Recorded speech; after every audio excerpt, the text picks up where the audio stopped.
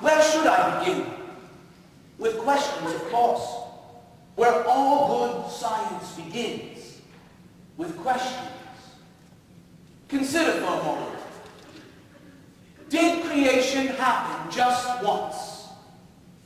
Or is the story of creation forever and always unfolding? Contemplate all of the creatures who inhabit the earth today, including those creatures sitting beside you. Has all these species been here since the dawn of time? Or do new species arise from the old? If you believe as I do, by what mechanism do some species thrive and others become extinct? What are the laws of nature that govern the origination of a new species? I spent my life trying to answer these questions, and I shall answer them for you as best as one can in the time allotted to me this morning. My studies began when I was but a boy, gathering insects and hunting on my Uncle Josiah Wedgwood's estate. I hoped to follow in my father and my grandfather's footsteps. You see, my father and grandfather were both physicians. My grandfather, Erasmus Darwin, was invited to be the personal physician for the king. King George sought my grandfather's service, which my grandfather politely declined, preferring instead a rural practice, which gave him time for his true passion, the natural sciences. My grandfather, Erasmus Darwin, wrote a book-long poem called Zoonomia, exploring the philosophical idea of evolution. The idea was not new, but he provided none of the scientific evidence, no proof, and so he was scorned, ridiculed. Some say that my grandfather was inspiration to Mary Shelley's Frankenstein.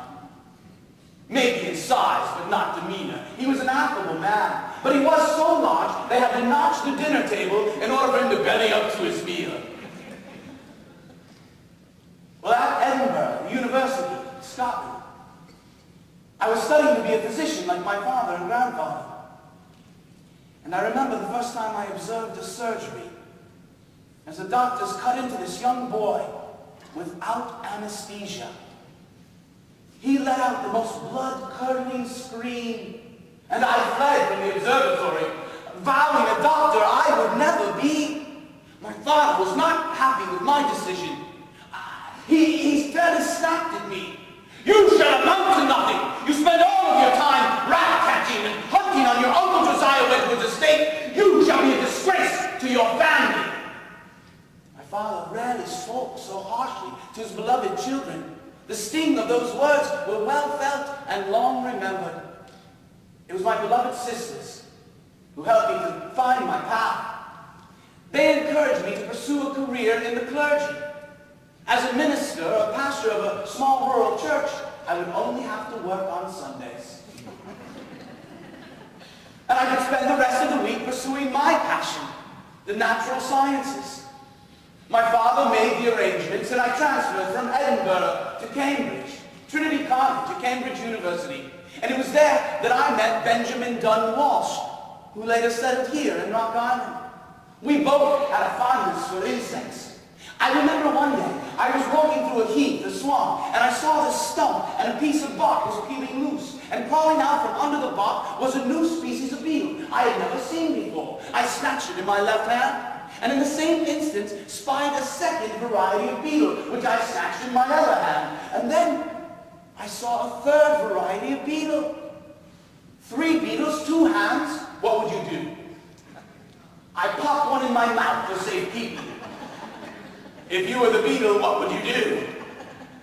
It squirted an acrid fluid, acidic, scorching my tongue. If you were me, what would you do? I spat the beetle from my mouth, just as the beetle wished me to do, and the third one also escaped.